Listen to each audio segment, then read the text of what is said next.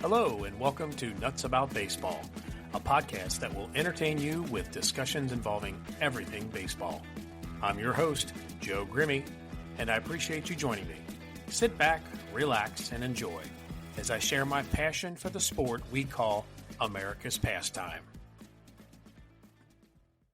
Welcome, everyone, to this episode of Nuts About Baseball. This is another episode that will be coming out of the Mixed Nuts series because it is not going to talk about baseball.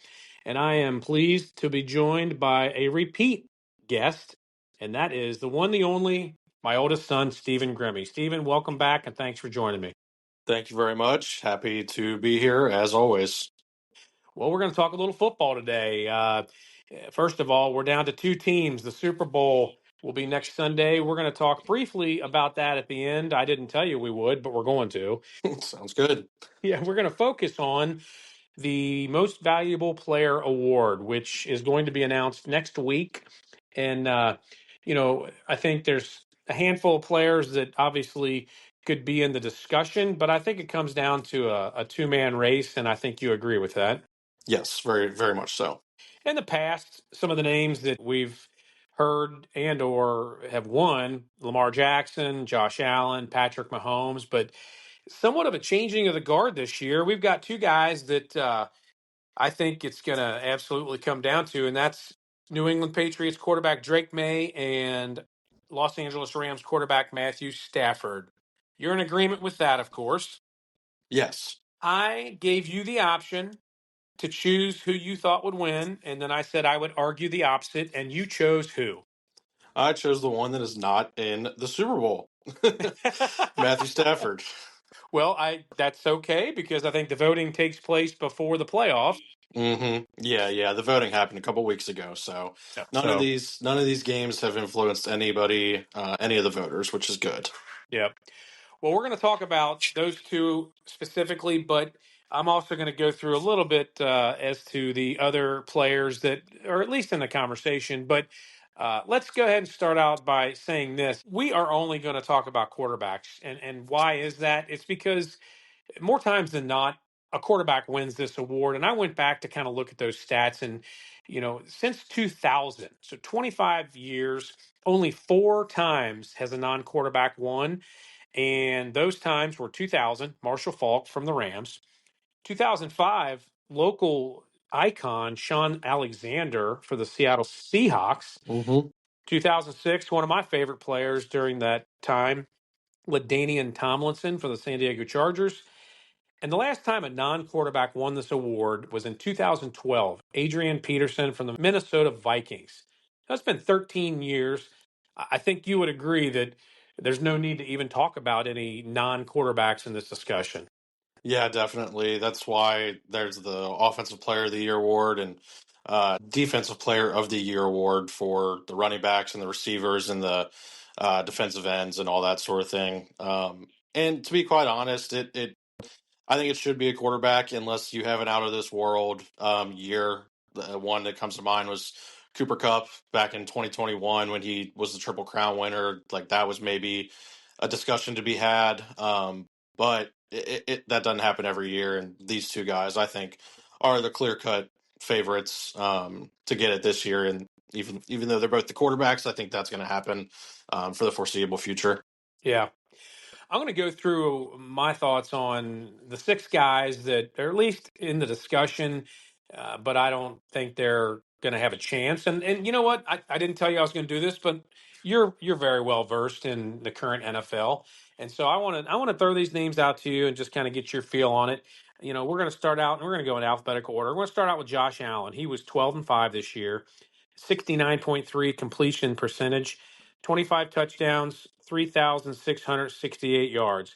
Why don't you tell me why he's not going to make the cut to win this award? I think he won the MVP last year. He had a better year last year. He didn't have like a terrible year, but when you say those yards, I know he had rushing yards and stuff, but not even comparable to Stafford and to Drake Maye. His team got worse around him, which didn't help. Good year for him, obviously, but like I said last year when he won, it was a lot better.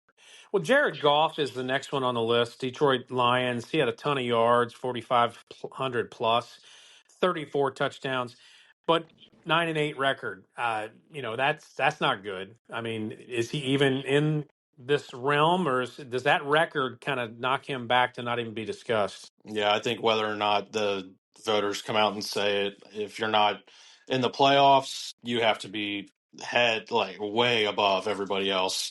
And Goff is simply not that, and he didn't even make the playoffs. So Yeah. Well, another one next on the list from your alma mater, Lamar Jackson, Baltimore Ravens, 6-7 record. Numbers were down because he was injured a few games. Tell me your thoughts on him.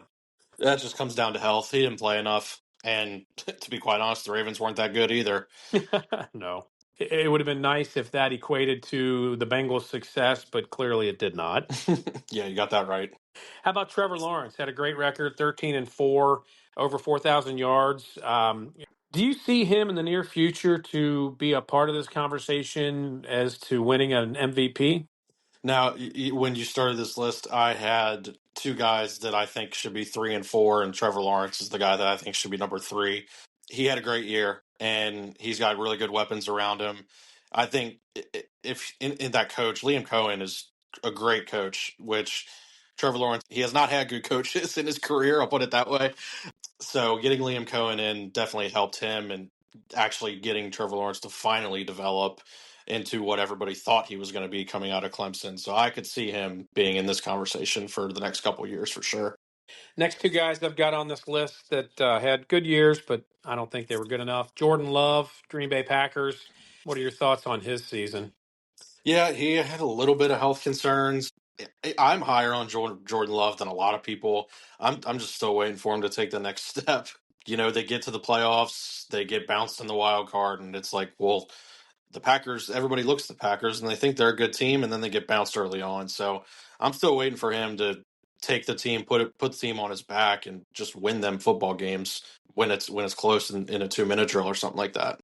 Yeah, last guy on the list. I'm not a huge fan, and I don't know if there's any particular reason, but Dallas Cowboys quarterback Dak Prescott, he had 600 attempts this year. I mean, he had 4,500 plus yards, 30 touchdowns. What's your thought on him and maybe something in the near future? I mean, is he ever going to be MVP caliber in your opinion? No, I think this was his 10th year. The Cowboys are losing all the time, so they have to pass the ball. And he's in year 10, and I don't even think he has 3 playoff wins. So it's like, he'll get you 5,000 yards and 45 touchdowns maybe, but they're not going to have a good record, and he's going to turn the ball over too because they're always losing. So I think he's peaked, and he's just going to ride it out for the next few years. He might be the smartest one on the list, signing that huge contract if now he's on the way down, right? Yeah, he got that right. Oh, that's ridiculous, the money he's making. Yeah. Well, that brings us down to the last two. Did you have anybody on your list that you wanted to talk about, or are we down to the two guys that we think are going to have a chance? I don't need to talk about it long, but the fourth guy that I thought was Sam Darnold, the other Super Bowl quarterback. And again, we don't have to talk about him long, but quarterback on the number 1 seed in the NFC, he's going to the Super Bowl, and he's a pretty damn good quarterback too. Yeah, it's hard to dispute that. Taking him a while to kind of come of age, though, hasn't it? Oh yeah, he's finally found. I mean, we all thought he found a home in Minnesota last year, and then they kick him to the curb, and maybe he's found a permanent home in Seattle now because he's done pretty well. I would say so. We'll see if he can finish the job next Sunday.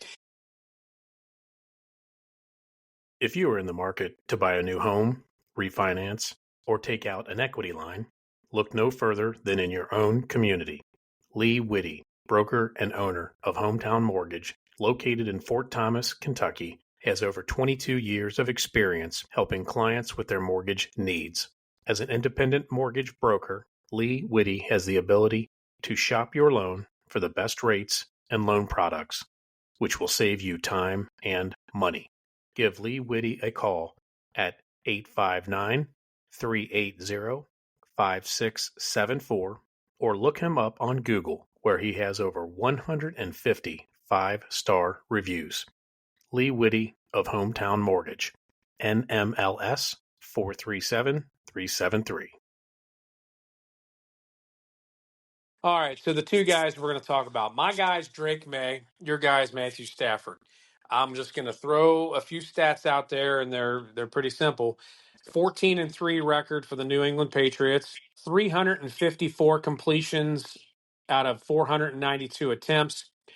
His completion percentage is ridiculous, 72%. Had 4,394 yards, 31 touchdowns. That compared to Matthew Stafford, 12-5. So Stafford had a worse record. I know what you're going to say. Drake Maye's schedule was much easier. We'll table that for a few minutes. Okay. Well, completions, Matthew Stafford had more, but he also had over 100 more attempts. His completion percentage was less than Drake Maye's at 65%. He did have more yards, 4707, and he had 15 more touchdowns than Drake Maye. So let me ask you this first. How important do you think is their record, wins and losses? I think record is important, but when we're talking about 12-5 versus 14-3, those are both pretty good records. I don't think that should be the what moves the needle in this discussion, considering they both went to the conference championship and Drake May won, but 12-5 and 14-3, that's both very good records, and both teams had a chance to get the 1 or the 2 seed, I think. So that doesn't mean too much. Yeah. Do you give any more weight to certain statistical categories than others? Everything you got to take with context. Obviously, the passing touchdowns and passing yards are obviously important. They're the quarterbacks. I do value turnovers a lot because and they have the same amount of interceptions, so that does me no good.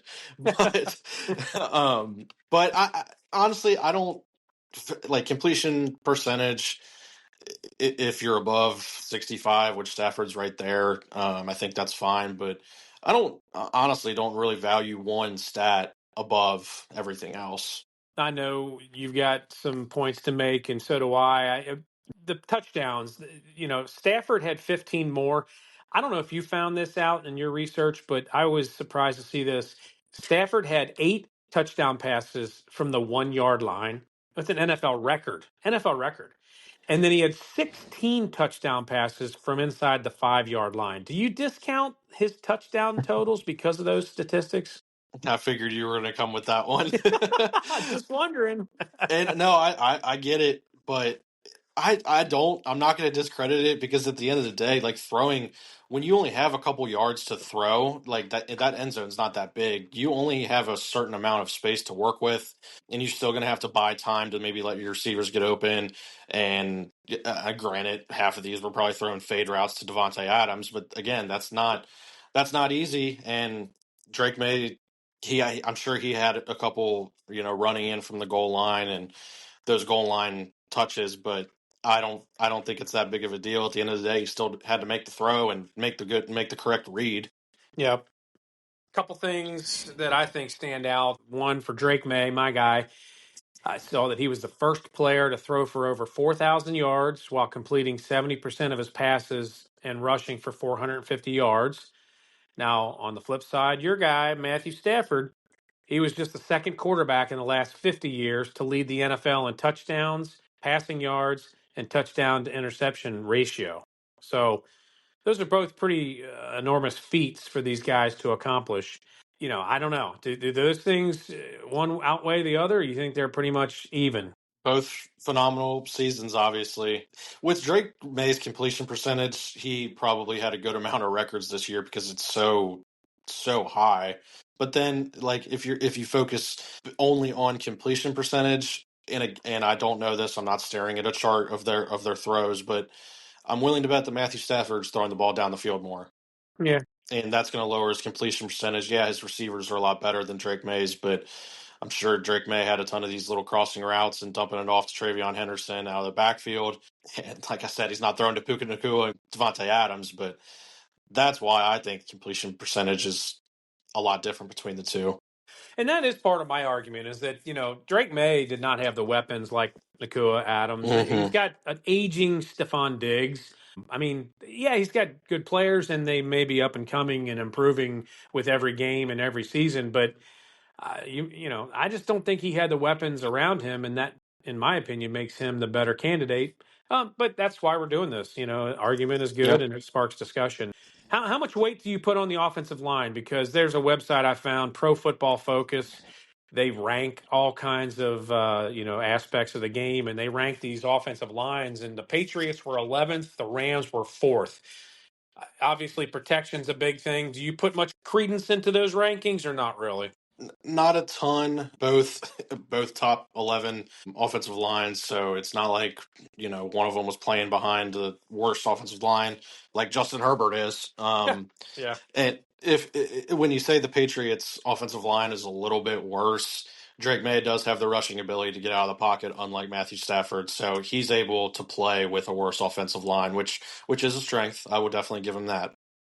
What else do you have to add? I mean, as far as any comparable statistics or arguments? So I said we table it, and we're going to bring it back on the table. The strength of schedule is one of my biggest things. The Rams, and granted, this website is not the end all be all. They're all different, but to my point, the Rams on this website are number one, and the Patriots are number 32. And again, How many teams are in the NFL? there's 32, so that makes the Patriots the worst. I do think that has something to do with it because with the Rams playing the 49ers and the Seahawks twice each, obviously throughout the year, 4 times total. The Seahawks are in the Super Bowl. 49ers had a chance to be the 1 seed, and they're playing them 4 times.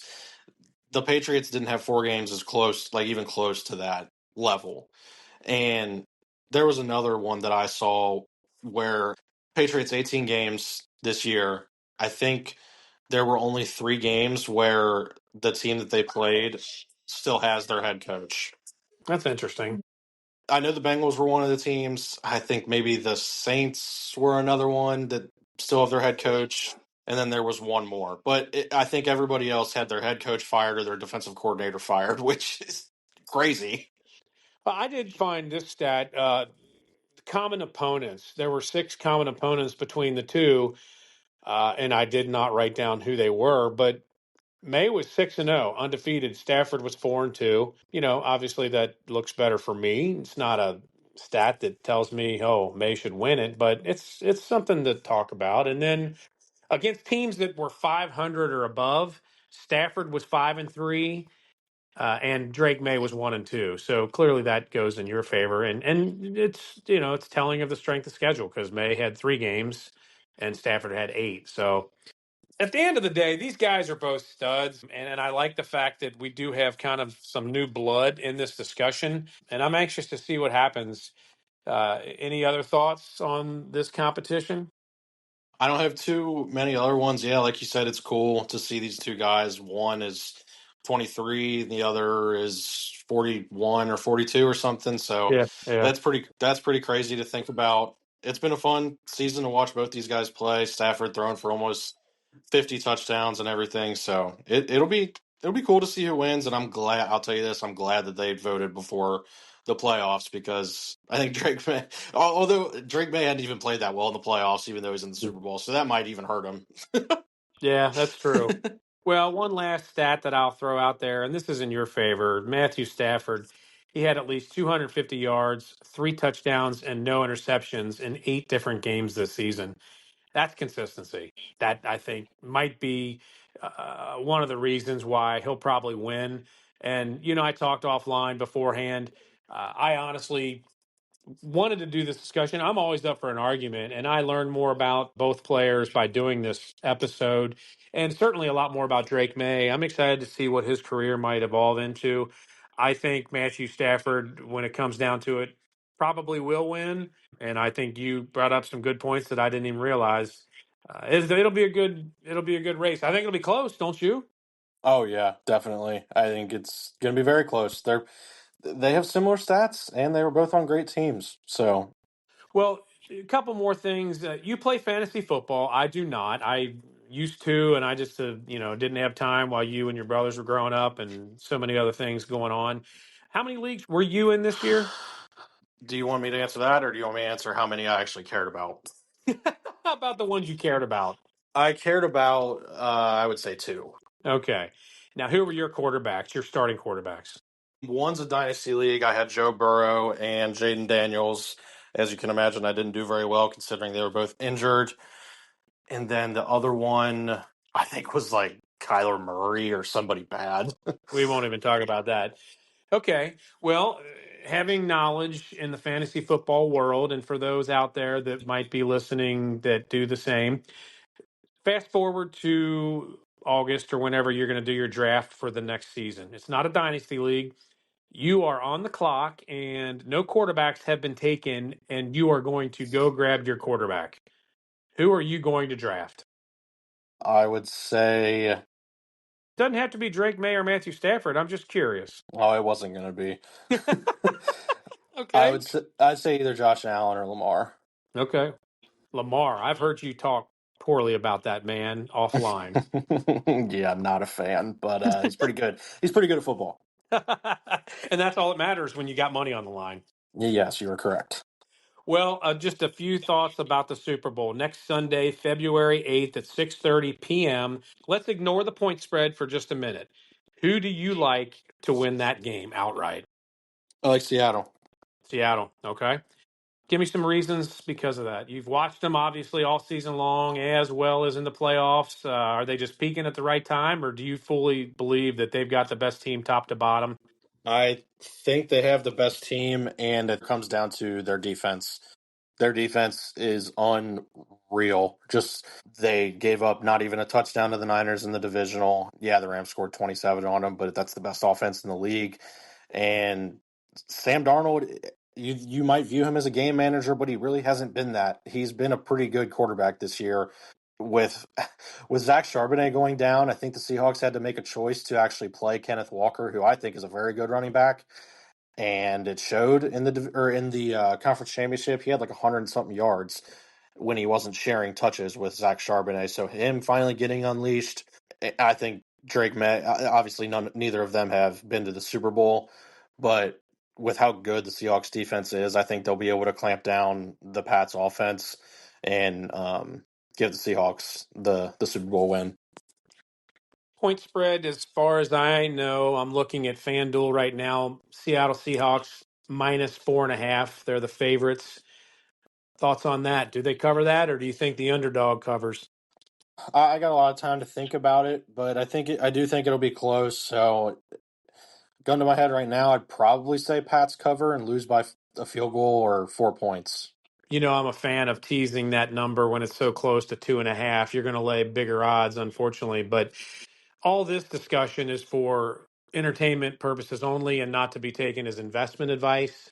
How about the total? 45.5. Any thoughts there? I'll say under. Defense. Yeah, good defenses. Pats defense has been playing well. Probably their best football of the year. And like I just went on for a few minutes about the Seahawks defense, and yeah, I'll lean under. Well, you've got a week and 2 days to change your mind, of course. But until then, I appreciate you joining me again. I have fun doing this, and I hope the listeners enjoy it. And we shall see. I think next Thursday maybe is when they announce the MVP winner, and it should be a good race to see which one of them pulls down the hardware. Any parting thoughts? It's been a fun football year. I'm obviously always sad when it ends, but the good news is it's going to come back. So I'm excited to see who wins the MVP in about a week, and obviously very excited for the Super Bowl. It's one of the best days of the year. Absolutely. Thanks again for joining me.